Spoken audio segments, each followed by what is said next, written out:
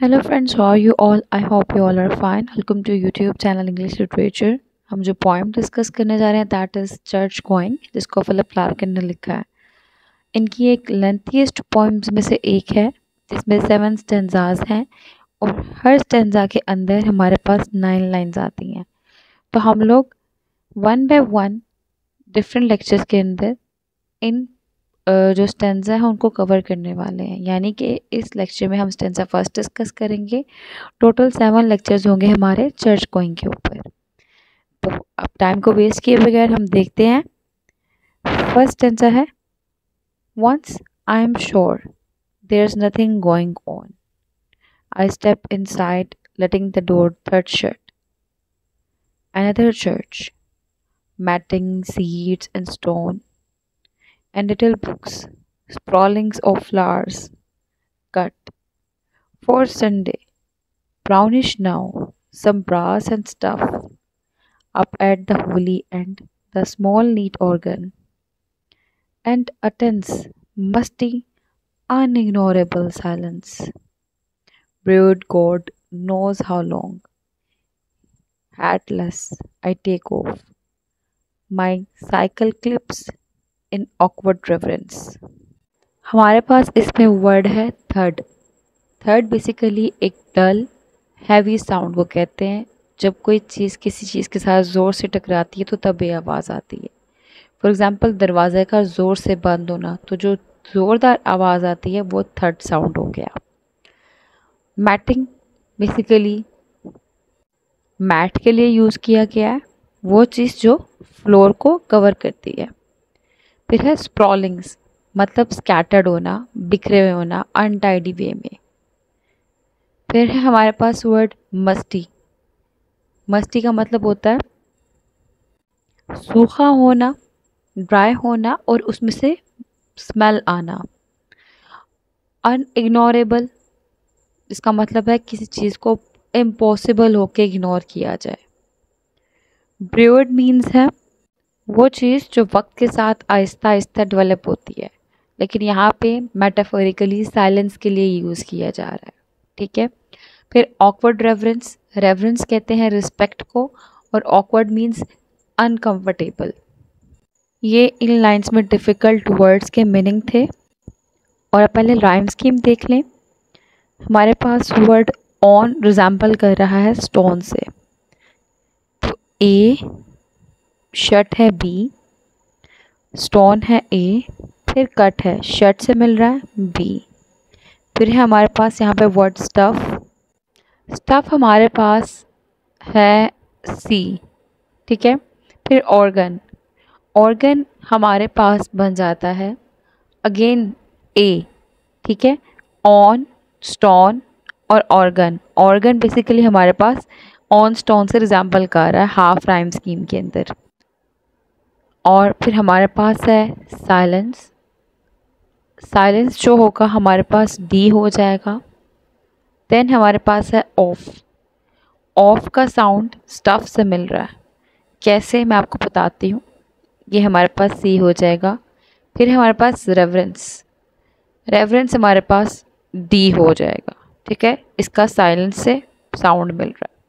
तो rhyme scheme कुछ यूँ हुई, A B, A B, C A B, C D. ठीक है. ये हमारे पास राइम स्कीम बनी है. अब मैं आपको बताऊं कि राइम स्कीम की ही एक टाइप है जिसमें क्या होता है, जब हमारे पास स्पेलिंग्स सेम होते हैं, बेशक साउंड सेम ना हो रहा हो, हम उसको भी राइम ही कहते हैं. उसको बेसिकली उसका नाम है हाफ राइम. ठीक.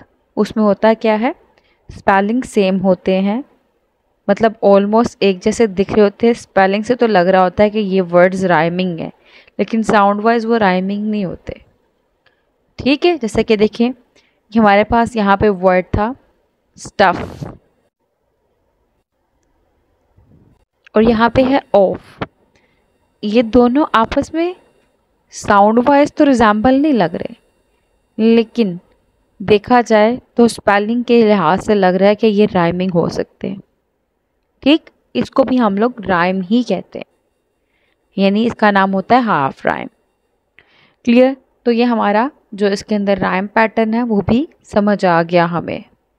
अब हम लोग लाइन की इवैल्यूएशन करते हैं। वो कहता है once I am sure there is nothing going on. कहता है कि मैं श्योर था, मुझे श्योरिटी थी कि वहाँ पे कुछ भी नहीं हो रहा, कोई भी सर्विस या कोई भी एक्टिविटी नहीं परफॉर्म हो रही। आई स्टेप इनसाइड, मैं अंदर चला गया। कहता है जाने से पहले ही मुझे श्योरिटी थी कि अंदर कुछ भी नहीं हो रहा होगा, और इस श्योरिटी के साथ मैं अंदर गया।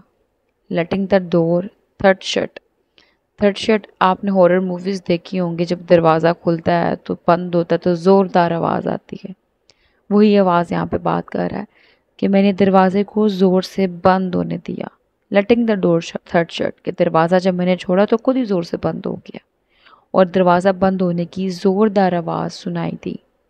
ठीक, यहाँ पे दरवाजे की आवाज़ का ज़ोर से सुनाई देना ऑडिटरी इमेजरी है। ऑडिटरी इमेजरी मतलब ऐसी इमेजरी, ऐसी पिक्चर्स जिसको पढ़ते हुए आपको उसकी आवाज़ फील हो। ठीक, तो अभी शुरू पे क्यूरियोसिटी है कि कहाँ गया है हमारा पॉइंट, जहाँ पे इसको दरवाजे की आवाज़ सुनाई दी है और जहाँ इसको यकीन था कोई भी नहीं होगा।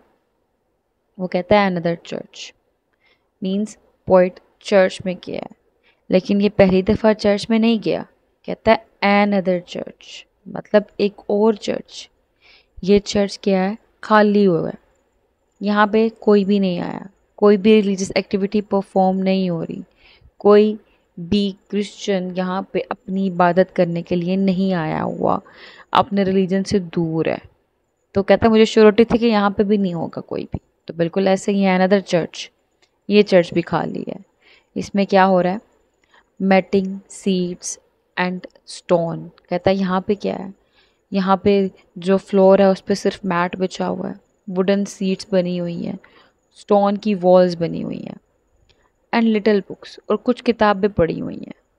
किताबें कौन सी? हाइम्स की बुक जो होती है ना, सॉरी हिम्स की बुक, HYMN, इसको हम लोग हिम प्रोनाउंस करते हैं। इसकी जो बुक्स है ना वो पड़ी हुई हैं। ठीक है, साथ ही साथ क्या है? Sprawling of flowers. कहते कुछ यहाँ पे फूल बिखरे पड़े हुए हैं। Cut for Sunday, brownish now, some brass and stuff. वो फूल कौन से हैं? जो कि संडे को यहाँ पे होली एक्टिविटी परफॉर्म होती है, लोग चर्च आते हैं होली सर्विसेज के लिए, वहाँ पे जो फूल लाए गए थे वही कुछ बचे कुछ फूल जो हैं यहाँ पड़े हुए हैं, जो अब ब्राउनिश हो चुके हैं। ठीक है, मतलब उस टाइम पे फ्रेश थे जब संडे को आए, लेकिन क्योंकि ना यहाँ पे कोई आया, ना यहाँ सफाई हुई, ना यहाँ किसी का ख्याल रखा जा रहा है, वो फूल भी यहाँ गले पड़े पड़े गल सड़ गए हैं। ब्रास एंड स्टफ यहाँ पे सजेस्ट कर रहा है अनकैम्प्ड स्पेस को। ठीक, ऐसी जगह जहाँ पे चीज़ें बिखरी हुई हो, ख्याल ना रखा जा रहा हो, ध्यान ना किया जा रहा हो। फिर कहता है up at the holy end the small neat organ. Holy end basically altar को कहते हैं कुर्बान का, और नीट ऑर्गन, ऑर्गन बेसिकली कहते हैं म्यूजिकल इंस्ट्रूमेंट को। ठीक है, तो कहते हैं हाँ वो जगह जहाँ पे अल्टर बना हुआ है, कुर्बान गाह की जगह बनी हुई है, वहाँ पे एक छोटा सा neat well maintained organ musical instrument पड़ा हुआ है, and the tense musty unignorable silence. और कहते हैं हाँ यहाँ पे एक और चीज़ है, वो क्या है? टेंस, यानी कि यहाँ पे एटमॉस्फेयर, हैवी एटमॉस्फेयर है, यहाँ पे हवा में परेशानी है और साइलेंस है। ऐसी साइलेंस जिसको इग्नोर नहीं किया जा सकता, क्योंकि इस लाइन के थ्रू ये चर्च के अंदर जो एम्प्टीनेस है उसको एम्फसाइज कर रहा है। ब्यूड गॉड नोज हाउ लॉन्ग। अब यहाँ पे बेसिकली वर्ड ब्रियो यूज़ किया गया हुआ है, रेफ़र कर रहा है एक लॉन्ग टाइम पीरियड को। कहता है यहाँ पे एक ऐसी साइलेंस है जो कि एक लंबे अरसे से है, खुदा जाने ये कितने अरसे से है, कितनी देर तक रहेगी। और ये साइलेंस जो है चर्च के अंदर ना होने वाली एक्टिविटीज़ को इंडिकेट कर रही है, और चर्च की हिस्ट्री और लैक ऑफ रीसेंट एक्टिविटी को रिफ्लेक्ट कर रही है। वो कहता है hatless I take off, यानी कि स्पीकर खुद कहता है मैं खुद भी यहाँ पे आया हूँ तो मैंने हैट नहीं पहनी हुई। अब स्पीकर यहाँ पे कोई इंटेंशनली नहीं आया था, साइकिल चला रहा था, इसने चर्च देखा, एंटर हो गया क्योंकि इसको पता था यहाँ पे कोई भी नहीं होगा। और ये ऐसे ही करता है, एंटर चर्च, कभी किसी चर्च में तो कभी किसी चर्च में। एनी हाउ कहता है हैटलेस आई टेक ऑफ, कहता है मैं खुद भी यहाँ पे आऊँ तो मैंने कोई हैट नहीं पहनी हुई कि जिसको मैं एहतरामन उतार के जो रिस्पेक्ट के फॉर्म में बैठ जाऊँ अपने घुटनों के बल। और इसके अलावा जो रिलीजियस सेटिंग यहाँ पे दिखाई गई उसके अंदर कस्टमरी होती है, मतलब पहनी जाती है ऐसे कि जो हैट है वो वाली। तो कहता है मैंने वो हैट नहीं पहनी हुई। कहता my cycle clips in awkward reference, कहता लेकिन मैं एहतरामन अपने पास सिर्फ साइकिल क्लिप्स लाया हूँ। बाईसाइकिल के ऊपर कुछ क्लिप्स लगे होते हैं जो कि टांगों के साथ, ट्राउज़र के साथ लगाए जाते हैं, ठीक। तो कहता है मैं वही लेके आया in the gesture of respect, लेकिन ये क्या है, ऑकवर्ड है उसके लिए, क्योंकि ये एक अनकन्वेंशनल वे है रिस्पेक्ट शो करने के लिए या रेफरेंस शो करने के लिए। तो इस स्टैंजा में स्पीकर बेसिकली एक चर्च में आया है जो कि बिल्कुल खाली पड़ा हुआ है। यहाँ पे चर्च जो है ये सिग्निफाई कर रहा है प्लेस ऑफ वर्शिप को, रिलीजन को। Matting seat and stone symbolize कर रहे हैं मटेरियल वेल्थ को, ठीक है। मतलब यहाँ पे स्पिरिचुअल मैटर्स की जगह फोकस किया जा रहा है चर्च के अंदर मटेरियल वेल्थ के ऊपर, उसका सिंबल है। उसके बाद जो है ब्राउनिश फ्लावर्स, ठीक, ये सिंबलाइज कर रहे हैं पैसेज ऑफ टाइम को, इम्परमानेंस को, ठीक है। और इसके बाद जो है brass and stuff at the holy hand, ये basically sense of mystery and reverence create कर रहे हैं। साइलेंस जो है एक पावरफुल सिंबल है। साइलेंस यहाँ पे टेंस, अनइग्नोरेबल, इस तरह डिस्क्राइब किया गया हुआ है, ठीक है। तो मीन्स यहाँ पे जो एक फीलिंग है एंटिसिपेशन की या समथिंग अनस्पोकन, उसको इंडिकेट किया जा रहा है साइलेंस के थ्रू। और टेकिंग ऑफ साइकिल क्लिप्स, ये आउटसाइड वर्ल्ड को सिंबलाइज कर रहा है, ठीक है, कि आउटसाइड वर्ल्ड को शेड करते हुए, छोड़ते हुए एक स्पेस ऑफ रेफरेंस के अंदर ये एंटर हो रहा है हमारा पोएट, ठीक। ये इसके अंदर सिंबल्स थे। इसमें जो फिगर ऑफ स्पीच है पर्सोनिफिकेशन है, क्योंकि उसने बात की brewed God knows how long, यहाँ पे ब्रेड जो है साइलेंस को पर्सोनिफाई कर रहा है। मेटाफर यूज़ किया गया हुआ है क्योंकि यहाँ पे वर्ड ऑकवर्ड रेफरेंस यूज़ किया है, तो एक इम्प्लाइड मेटाफर है। मतलब ये जो साइकिल क्लिप है ये एक जेस्चर है रेफरेंस का, रेफरेंस का, रिस्पेक्ट का। तो ये awkward reference basically cycle clips को इंडिकेट कर रहा है या रिस्पेक्ट को इंडिकेट कर रहा है, तो उसकी रिस्पेक्ट के लिए ये वाला मेटाफर यूज़ किया जा रहा है।